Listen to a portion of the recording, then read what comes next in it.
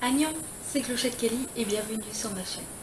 On se retrouve aujourd'hui pour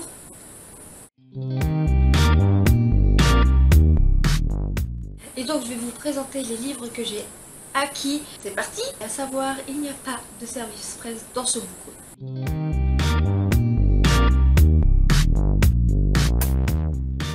Au début du mois, j'ai acquis Le prix de la mort de Patrick Cojol, des éditions Marge Noire de Barry. Donc on va se retrouver dans une enquête qui sera un peu glauque, très mystérieuse, où un flic sera mêlé à tout ça et l'histoire se déroule au Québec. Voilà.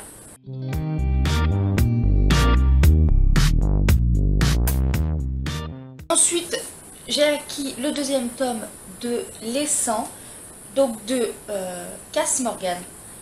Donc là vous connaissez à peu près le topo si vous connaissez la série. Ce sont 100 jeunes qui sont des délinquants dans l'espace quoi, et qui sont réenvoyés sur Terre pour voir si la Terre est vivable. Donc là on va trouver la deuxième partie de l'histoire où ils vont plus ou moins découvrir qu'ils ne sont pas seuls en fait sur Terre. Les livres sont très différents donc de la série. Donc je conseille aux gens qui ont vu la série avant comme moi aussi de lire les livres parce qu'on se retrouve donc dans deux univers, enfin dans un même univers mais avec deux histoires complètement différentes avec les mêmes personnages et ça peut être intéressant d'avoir deux visions de la chose. Donc voilà.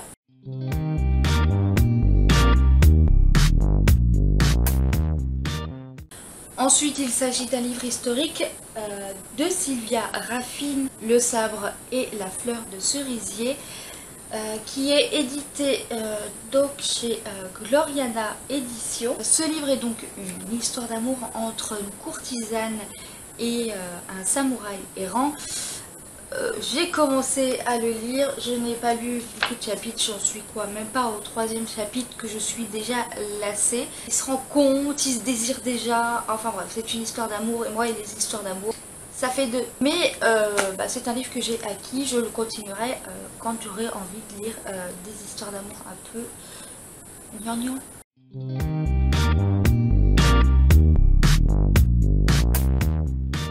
Ensuite, j'ai acquis Suzanne Harper, Le parfum perdu, donc le tome 1 de Anne Plichotta et de Sandrine Wolfe, paru aux éditions PKJ. Ici on va retrouver une petite fille qui s'appelle Suzanne et qui a été sauvée des flammes et qui se retrouve placée en orphelinat parce qu'elle n'a plus ses parents, elle a perdu ses parents dans cet incendie et visiblement elle aurait un odorat particulier ou peut-être parce qu'elle avait un parfum particulier qu'elle voulait.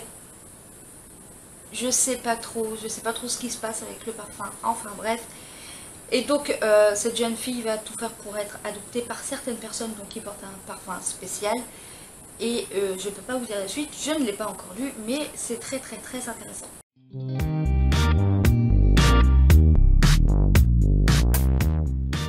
Ensuite, je pense que ceci est aussi une histoire d'amour. Marion Michaud, donc Les crevettes ont le cœur dans la tête, paru aux éditions J'ai lu. Donc apparemment, on va retrouver une femme célibataire qui veut trouver l'amour. Et c'est une comédie romantique. Je sais pas trop ce que ça peut donner. C'est vrai que celui-là, je l'ai un peu pris sur un coup de tête. Ça passe ou ça casse. On va y arriver petit à petit, on va arriver à lire des choses qui sont bien écrites et qui décrivent assez bien l'amour. On verra.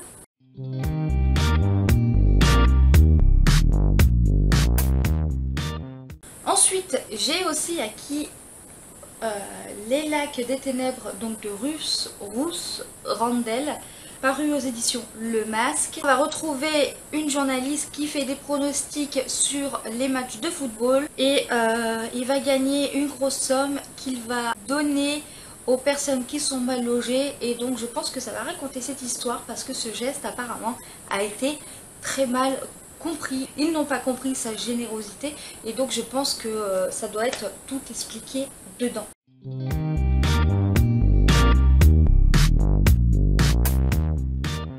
Un autre livre paru aux éditions Le Masque, les reines du crime dans la plus stricte intimité de Jones Thompson. Là je pense qu'on va arriver dans un village assez calme et puis ça va être le drame. Il y aura un meurtre et voilà.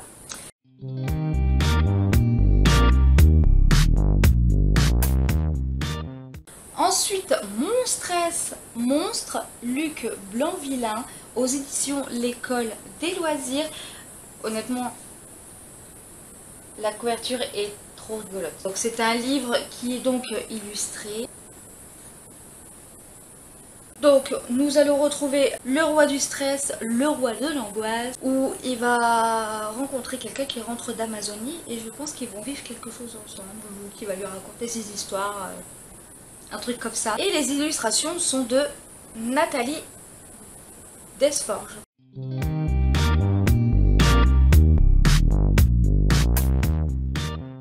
Ensuite, j'ai un livre un peu particulier. Je croyais que c'était un livre pour enfants, oui, en fait. Non. Et ensuite, aux éditions Pocket Jeunesse, nous retrouvons Invisible Ennemi, donc carnet d'une loseuse qui ne compte pas le rester. Donc de Terry E. Benson, où dedans nous avons plein d'illustrations, comme si c'était son journal intime, et ça fait un petit peu aussi genre BD. Donc là ça va raconter l'histoire de deux filles que tout oppose. Amy qui sera timide et solitaire, et passionnée de dessin. Alors que Cathy, extravertie, populaire et sportive. Et bien sûr, comme toute histoire, leur destin va se croiser et donc va se lier une histoire d'amitié avec des petites aventures.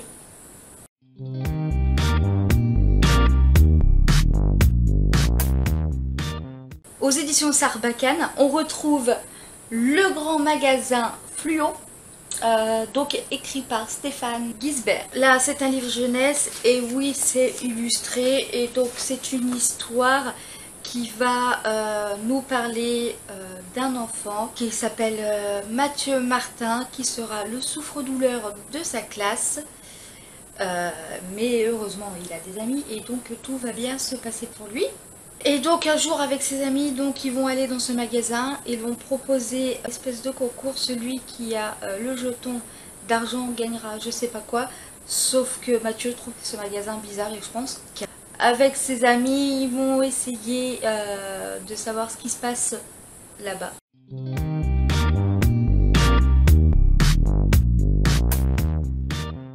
Ensuite, nous allons retrouver la loi du Fadjahan, Jean-François Chabat, aux éditions Didier Jeunesse, où on va retrouver une tradition qui est d'élever les éléphants. Et donc on va retrouver le héros qui va capturer son premier éléphanteau pour ensuite l'élever. Et on va suivre cette histoire dans le sens où on va se mettre au cœur de cette action-là pour savoir comment ça se passe quand on élève un éléphanteau jusqu'à ce qu'il devienne un éléphant. Donc voilà, on va nous raconter cette histoire-là et après 50 ans plus tard, ce jeune garçon-là défendra la cause animale. Donc je sais pas trop ce que ça peut donner, mais c'est un livre qui a l'air vraiment, mais vraiment intéressant, surtout que ça se passe au cœur de la forêt thaïlandaise.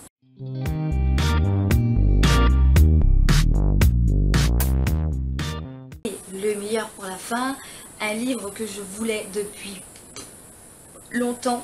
Il s'agit d'un livre de E&S Close, Les âmes rouges, le tome 1, l'éveil, aux éditions Pocket Jeunesse. Et donc dedans on va retrouver donc deux personnages qui ont été adoptés. Ils ont toujours pensé qu'ils étaient aimés de leur famille, donc ils les avaient adoptés. Sauf que du jour au lendemain, leur mère va les mettre dehors avec une créature qui dévore les humains, donc qui est une créature dévoreuse. Et donc du coup, ça fait perdre espoir à ces deux protagonistes-là, parce que du coup, ils se rendent compte que leur mère ne les aime pas tant que ça. Et bien sûr, comme toute histoire où il y a du drame, ce genre de choses, ils veulent toujours découvrir donc la vérité. Donc je pense qu'il va y avoir de l'action, du mystère, etc., etc., etc. Et c'est un livre que j'avais très très très envie de lire et je suis très contente de l'avoir dans ma bibliothèque. Ce book haul est terminé. N'hésitez surtout pas à me dire en commentaire si vous avez lu l'un de ces livres. Si vous l'avez lu, Si vous avez aimé, si vous souhaitez acquérir l'un de ces livres, au contraire vous l'avez pas aimé, etc. N'hésitez pas à liker la vidéo, voilà, le blabla habituel que je ne dis quasiment jamais. Mais c'est important de rappeler que, bien sûr, ça existe et si vous voulez voir mes nouvelles vidéos, vous pouvez activer la cloche de clochette. En attendant de se retrouver dans une prochaine vidéo, je vous dis annyeonghaseyo et je vous fais des bisous.